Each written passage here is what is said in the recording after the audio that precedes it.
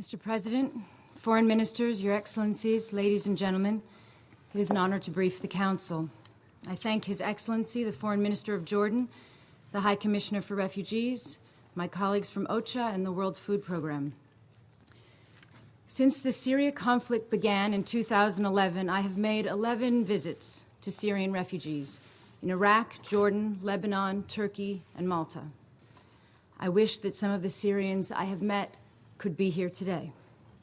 I think of the mother I met recently in a camp in Iraq, and she could tell you what it's like to try to live after your young daughter is ripped from your family by armed men and taken as a sex slave. I think of Hala, one of 6 orphaned children living in a tent in Lebanon. She could tell you what it's like to share the responsibility for feeding your family at the age of 11 because your mother died in an airstrike and your father is missing. I think of Dr. Ayman, a doctor from Aleppo, who watched his wife and 3-year-old daughter drowned in the Mediterranean when a smuggler's boat collapsed, packed with hundreds of people.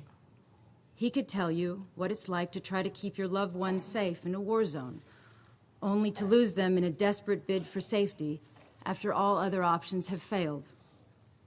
Any one of the Syrians I have met would speak more eloquently about the conflict than I ever could.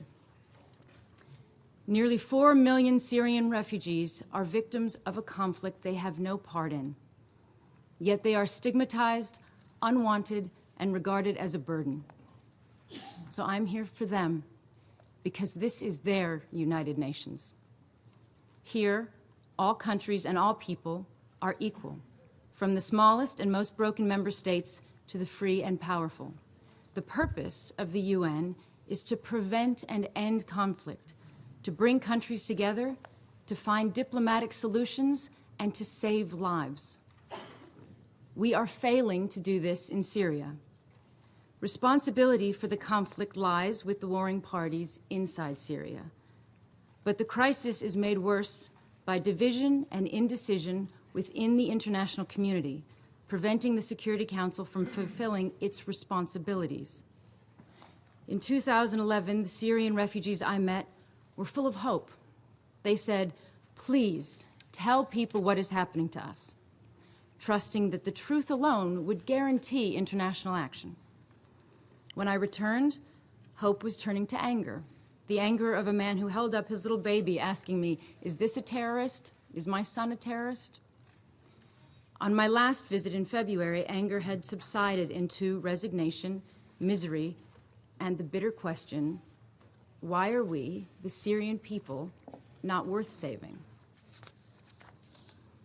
To be a Syrian caught up in this conflict is to be cut off from every law and principle designed to protect innocent life. International humanitarian law prohibits torture, starvation, the targeting of schools and hospitals. But these crimes are happening every day in Syria. The Security Council has powers to address these threats to international peace and security, but those powers lie unused. The UN has adopted the responsibility to protect concept, saying that when a state cannot protect its people, the international community will not stand by. But we are standing by in Syria. The problem is not lack of information. We know in excruciating detail what is happening in Yarmouk, in Aleppo, in Homs. The problem is lack of political will. We cannot look at Syria and the evil that has arisen from the ashes of indecision and think this is not the lowest point in the world's inability to protect and defend the innocent. And I say this as someone who is proud to have been a part of the UN system for 13 years.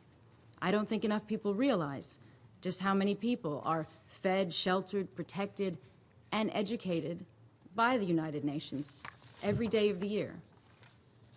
But all of this good is undermined by the message being sent in Syria, that laws can be flouted, chemical weapons can be used, hospitals can be bombed, aid can be withheld, and civilians starved with impunity. So on behalf of the Syrian refugees, I make 3 pleas to the international community. The first is an appeal for unity. It is time for the Security Council to work as one to end the conflict and reach a settlement that also brings justice and accountability for the Syrian people. It is very encouraging to see ministerial representation from Jordan, Spain, and Malaysia here today.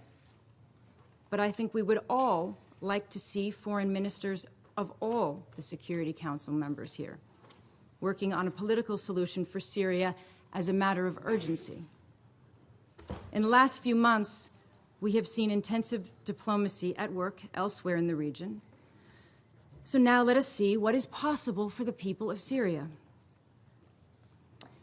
And while these debates are important, I also urge the Security Council to visit Syrian refugees, to see firsthand their suffering and the impact it is having on the region. Those refugees cannot come to the Council, so please, will you go to them? And second, I echo what is being said about the support from Syria's neighbors, who are making an extraordinary contribution.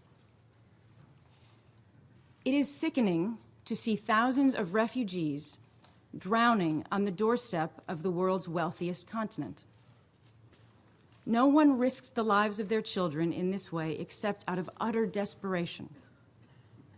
If we cannot end the conflict, we have an inescapable moral duty to help refugees and provide legal avenues to safety.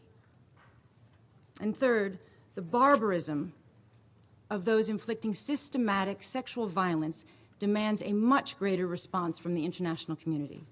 We need to send a signal that we are serious about accountability for these crimes, and that is the only hope for establishing any deterrence. So I call on member states to begin preparations now so that Syrian women are fully represented in future peace negotiations in accordance with multiple resolutions in the Security Council. And if I may make a wider final point to conclude my remarks, the crisis in Syria illustrates that our inability to find diplomatic solutions causes mass displacement, traps millions of people in exile, statelessness, and displacement. 52 million people are forcibly displaced, a sea of excluded humanity. And while our priority must be ending the Syrian conflict, we must also broaden out the discussion to this much wider problem.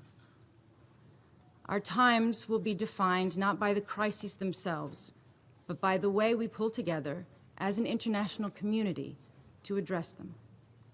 Thank you.